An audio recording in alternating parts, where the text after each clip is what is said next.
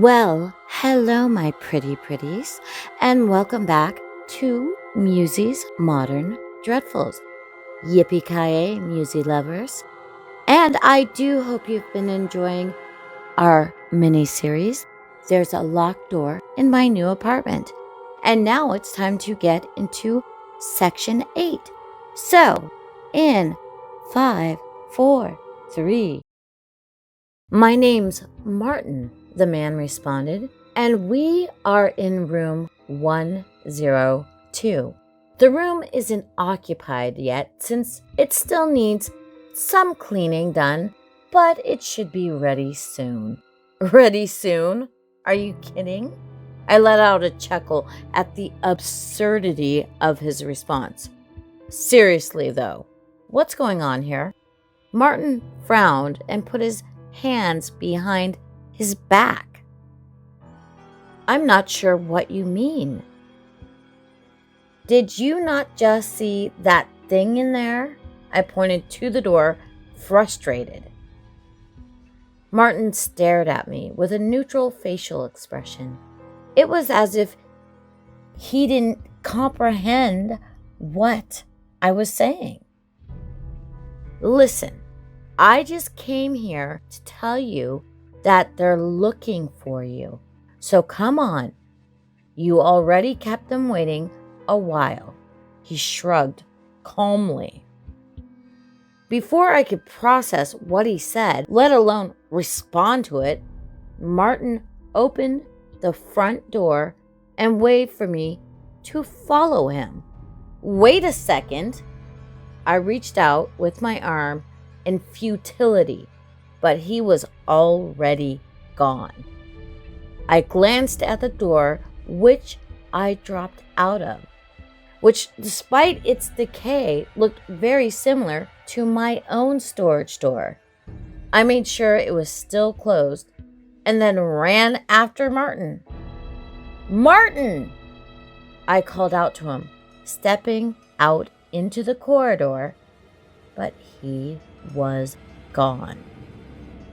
I muttered a "what the truck" to myself when I saw what was in front of me.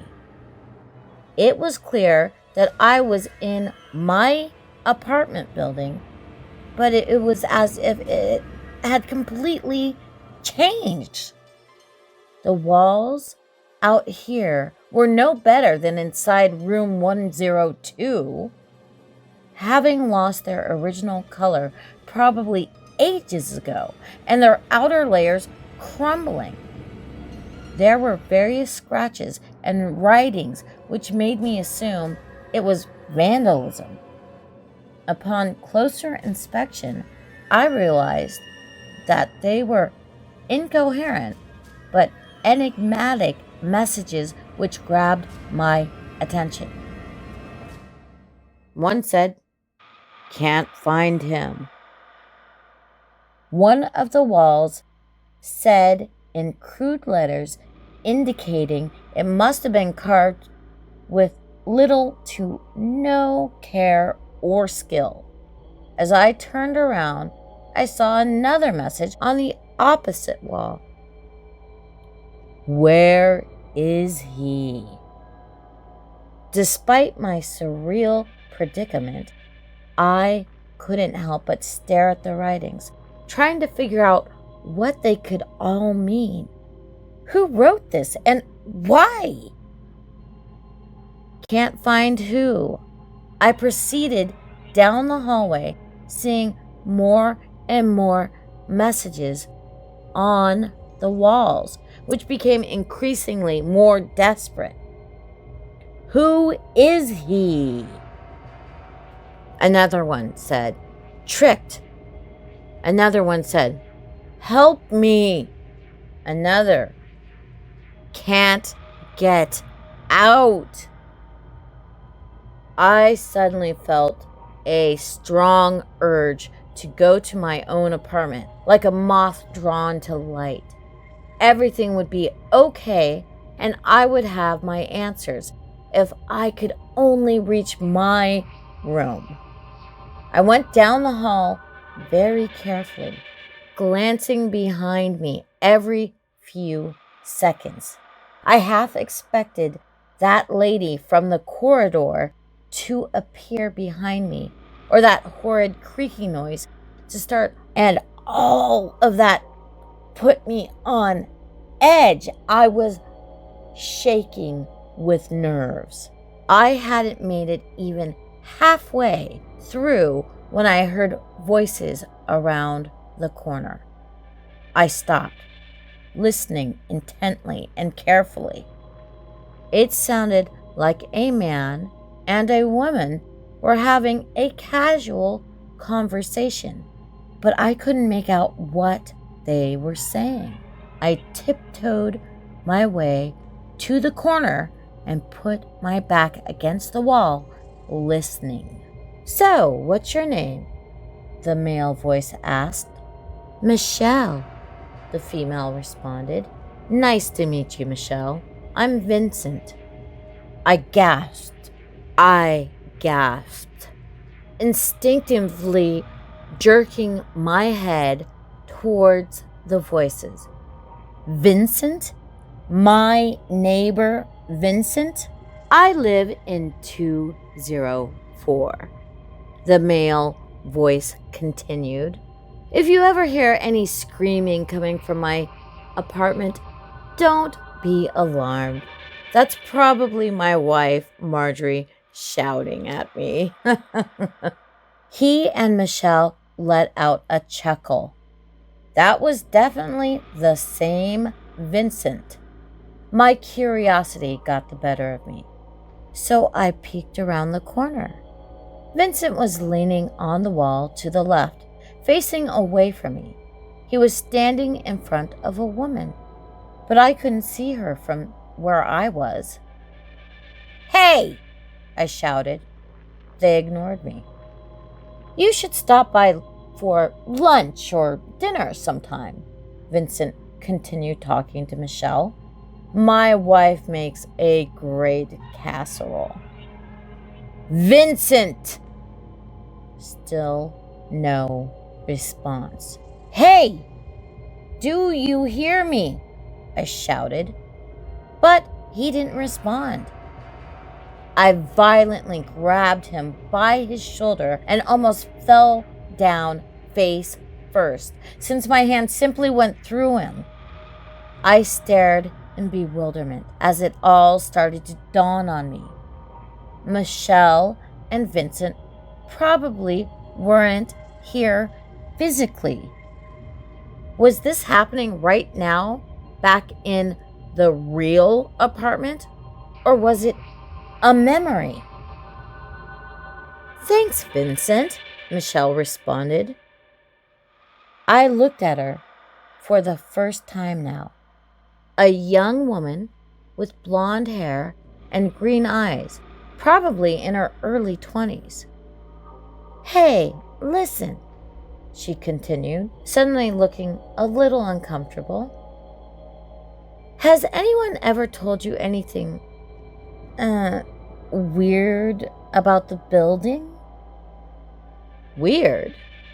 Don't think so." Vincent shook his head with a frown. "I don't know the other tenants that much. You know, they tend to keep to themselves, though." "I see. Why? Is something wrong with the apartment?" She paused for a moment and then shook her head. "No, it's nothing." "Well, if anything needs fixing, you can contact the super. He's always around." "Hey, thanks," she smiled. Her smile remained frozen like that, and I realized then that both of them ceased moving completely. Vincent's look of concern while leaning on the wall, and Michelle's crossed arms while she smiled, frozen. I stepped around Vincent, and leaned in closer to Michelle. I waved my hand to see if I could touch her, and suddenly felt a strong grip on my wrist as my hand was pinned in place. When I looked down, I realized that Michelle was gripping me so tightly that her fingers turned white. In a fit of panic, I tried yanking my hand away, but her grip was like a vice. I tried to pry her fingers away, but to no avail. When I looked up, I saw she was staring at me with a look of fear on her face. She spoke with a trembling voice, while the rest of her body was still as a statue. "You have to help me. Please find me." I continued trying to pull away, but she wouldn't let go. She suddenly looked over my shoulder, and her eyes widened in terror. And with that, we have the end of today's little ditty about, well, I don't know what it's about. It's pretty surreal, freaky, creepy, paranormal. I don't even know. Why don't you tell me what you think down in the comments? And do not forget to subscribe, tap that bell so you don't miss the next installment.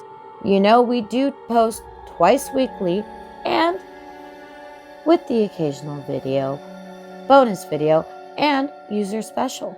So you want that bell on and share. Help a gal out. We're growing quickly and I want more friends. I promise I will not trap you in a building with me. And if I did, I'd be trying to help you. I wouldn't just let you stay. Anyway, thank you for visiting. I'll see y'all soon. Bye now.